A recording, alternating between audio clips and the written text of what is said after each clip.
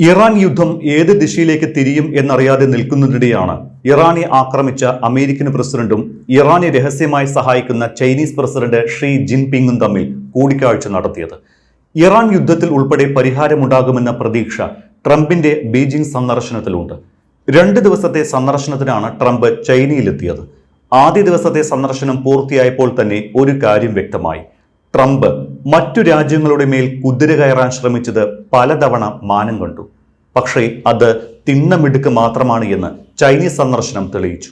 ആരെയും വകവയ്ക്കാത്ത ധാർഷ്ട്യം മാത്രമുള്ള Donald ട്രംപിനെയല്ല Chinese മണ്ണിൽ ഇറങ്ങിയ ശേഷം കണ്ടത്.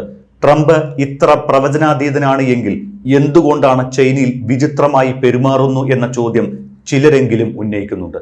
അതിനുത്തരം ചൈന എന്ന രാജ്യം വെനസ്വല പോലെയോ ഇറാൻ പോലെയോ അല്ല എന്നതാണ്. തിരിച്ചടിക്കാൻ കഴിയുന്ന തുല്യശക്തി കേന്ദ്രമായി സ്വയം ഉയർത്തിക്കാട്ടുന്ന ചൈനയ്ക്ക് മുന്നിൽ ട്രംപിന്റെ സ്വരം മാറി.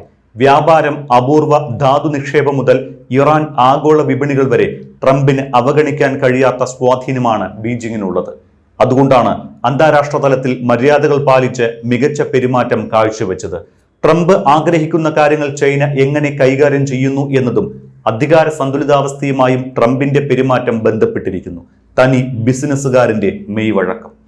ട്രംപിന്റെ രൂക്ഷമായ തരത്തിലുള്ള പ്രതികരണങ്ങളിൽ ഭൂരിഭാഗവും അമേരിക്കയിൽ വെച്ച് വിദേശ നേതാക്കളെ കാണുമ്പോഴാണ് ഉണ്ടാകുന്നത്.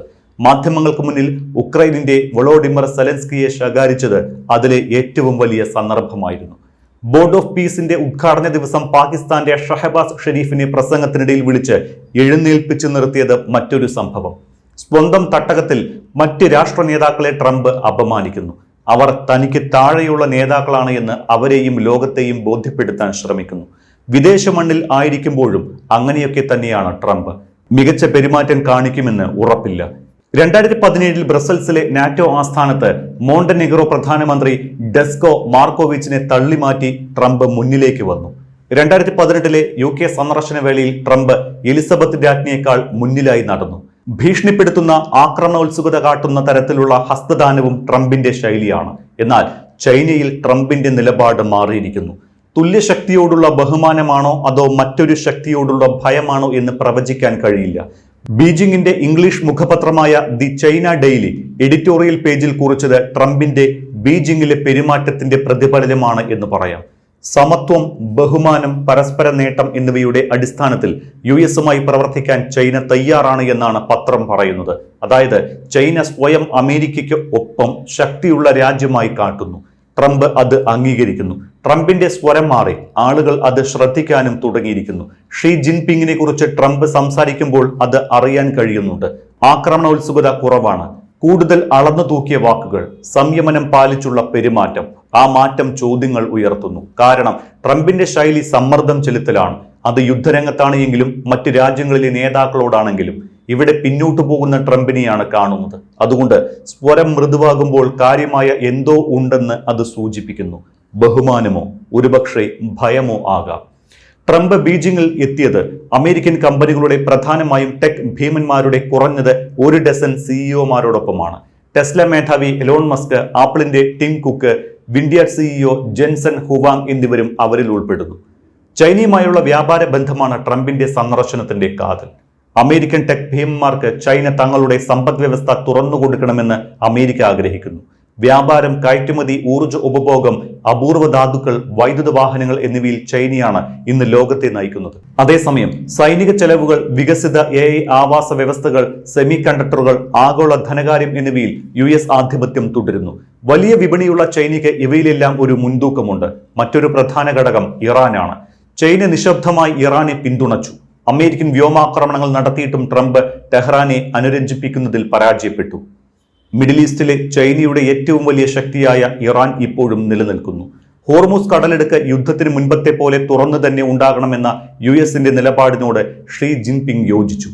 ഇറാന്റെ യുദ്ധത്തിൽ ബീജിംഗിന്റെ പിന്തുണ നേടുക എന്നത് ഈ സന്ദർശന വേളയിൽ ഉയർന്ന മുൻഗണനയുള്ള അജണ്ടയായിരുന്നു എന്ന് ഇതോടെ എടുത്തു കാണിക്കുന്നു. ചൈനയ്ക്ക് അനുകൂലമായ സാഹചര്യത്തിലാണ് ട്രംപിന്റെ സന്ദർശനമെന്ന് നയതന്ത്ര വിദഗ്ധൻ ബ്രഹ്മ ചെല്ലാനി പറയുന്നുണ്ട്. സാധ്യതയുള്ള ഫലം: ഭീഷണിയുടെയും ആക്രമണങ്ങളുടെയും സ്വരം മയപ്പെടുത്തുക, ബന്ധങ്ങൾ വീണ്ടും നന്നാക്കിയെടുക്കുക തുടങ്ങിയവ ആകും. ട്രംപ് അതിനെ കരാറുണ്ടാക്കുന്നതിലെ വൈദഗ്ധ്യമായി അവതരിപ്പിക്കും. ചൈന കാട്ടുന്നതാകട്ടെ അവരുടെ ഉയർച്ചയുടെ തെളിവായും. ട്രംപും ഷീ ജിൻപിങ്ങും വിജയം അവകാശപ്പെടും. ട്രംപിന് ഒരു കരാർ ഉണ്ടാക്കാൻ കഴിയുമോ എന്നതല്ല, കരാർ നേടിയെടുക്കാൻ ട്രംപ് എന്ത് വിട്ടുവീഴ്ചയ്ക്ക് തയ്യാറാകും എന്നതാണ് ചോദ്യമെന്നും ബ്രഹ്മചെല്ലാനി പറയുന്നു. അമേരിക്കൻ ചൈനീസ് ജനതകൾ തമ്മിലുള്ള സമ്പന്നവും നിലനിൽക്കുന്നതുമായ ഒരു സവിശേഷമായ ബന്ധമാണ് ഉള്ളത് എന്ന് ട്രംപ് പറഞ്ഞത് ആ ദിശയിലേക്കുള്ള നീക്കമായി കാണാം. ചൈനയുമായി വ്യാപാര യുദ്ധം ആരംഭിച്ചു, തീരുവകൾ ചുമത്തി. ബീജിംഗ് US-നെതിരെ പ്രതികാര തീരുവകൾ ചുമത്തിയപ്പോൾ അസ്വസ്ഥത പ്രകടിപ്പിച്ച ഒരാളിൽ നിന്നാണ് ഇതുവരെ കാണാത്ത മര്യാദയുള്ള പെരുമാറ്റം എന്നത് ആരെയും അത്ഭുതപ്പെടുത്തുന്നു. ട്രംപിന്റെ പെരുമാറ്റം വെളിവാക്കുന്നത് ചൈനയെ അമേരിക്കയ്ക്ക് തുല്യമാണ് എന്ന് കരുതുന്നു എന്നാണ്. ശക്തി പ്രകടിപ്പിക്കുകയും തിരിച്ചടിക്കുകയും ചെയ്യുന്ന ഒരു രാജ്യത്തിന്റെ ഉയർച്ചയെ അംഗീകരിക്കാതെ തരമില്ല ട്രംപിന്. തായ്വാൻ വിഷയത്തിൽ ട്രംപിന്റെ സാന്നിധ്യത്തിൽ തന്നെ ഷീ ജിൻപിങ് ശക്തമായ നിലപാടെടുത്തത് ട്രംപിന്റെ പെരുമാറ്റവുമായി ചേർത്ത് വായിക്കാം. തായ്വാനെ ചൊല്ലി അമേരിക്കയുമായി ഏറ്റുമുട്ടലുകളും സംഘർഷങ്ങളും ഉണ്ടാകുമെന്ന് ചൈനീസ് പ്രസിഡന്റ് മുന്നറിയിപ്പ് നൽകി. ട്രംപുമായുള്ള 2 മണിക്കൂർ നീണ്ട കൂടിക്കാഴ്ചയ്ക്ക് ശേഷം ചൈനീസ് വിദേശകാര്യ മന്ത്രാലയം പ്രസിദ്ധീകരിച്ച ഷീ ജിൻപിങ്ങിന്റെ പ്രസ്താവനയിൽ തായ്വാൻ ചൈന US ബന്ധത്തിലെ ഏറ്റവും പ്രധാനപ്പെട്ട വിഷയമാണ് എന്നും കുറിച്ചിട്ടുണ്ട്. ഇറാനിലെ യുദ്ധവും വ്യാപാരത്തെ ചൊല്ലിയുള്ള അഭിപ്രായ വ്യത്യാസങ്ങളും മൂലം നിഴലിക്കപ്പെടുന്ന ഒരു അജണ്ടയാണ് മുന്നിലുള്ളത് എങ്കിലും തായ്വാൻ വിഷയത്തെ ഏറ്റവും പ്രധാന വിഷയമാക്കി ചൈന. ട്രംപിന് അത് അജണ്ടയിലെ ഏറ്റവും അവസാനത്തെ ഐറ്റവും. ചൈന തങ്ങളുടെ പ്രദേശത്തിന്റെ ഭാഗമായി അവകാശപ്പെടുന്ന സ്വയംഭരണ ദ്വീപിനുള്ള പിന്തുണ അമേരിക്ക കുറയ്ക്കണമെന്ന് ചൈന ആവശ്യപ്പെടുന്നു. തായ്വാനുമായുള്ള ചൈനയുടെ ഏകീകരണം പ്രധാന മുൻഗണനയായി ഷീ ജിൻപിങ് ഉയർത്തിക്കാട്ടുന്നുണ്ട്. ആ ലക്ഷ്യം നേടുന്നതിന് ബലപ്രയോഗം ഉണ്ടായേക്കുമെന്നും സൂചിപ്പിക്കുന്നു. ചൈനീസ് മണ്ണിൽ വെച്ച വിഷയത്തെക്കുറിച്ച് ട്രംപ് ഒന്നും പറഞ്ഞില്ല. പക്ഷേ അമേരിക്കയിൽ അതിന് പ്രതികരണം ഉണ്ടായി. തായ്വാൻ സംബന്ധിച്ച് US നിലപാട് മാറ്റമില്ല എന്ന് US state secretary Marco Rubio പറഞ്ഞു. അവർ എപ്പോഴും അത് അവരുടെ പക്ഷത്ത് ഉയർത്തുന്നു. ഞങ്ങൾ എപ്പോഴും ഞങ്ങളുടെ നിലപാട് വ്യക്തമാക്കുകയും മറ്റ് വിഷയങ്ങളിലേക്ക് നീങ്ങുകയും ചെയ്യുന്നു എന്നാണ് റൂബിയോയുടെ വാക്കുകൾ. കടുത്ത യാഥാർത്ഥ്യങ്ങളിൽ നിന്ന് ശ്രദ്ധ തിരിക്കൽ എന്നത് ട്രംപ് സ്വായത്തമാക്കിയ ഒരു കലയാണ്. അത് ചൈന സന്ദർശനത്തിലും പ്രയോഗിച്ചു. തായ്വാനെ കുറിച്ച് സംസാരിക്കാതെ ഇറാനെ കുറിച്ചാണ് മാധ്യമങ്ങളോട് ട്രംപ് പറയുന്നത്.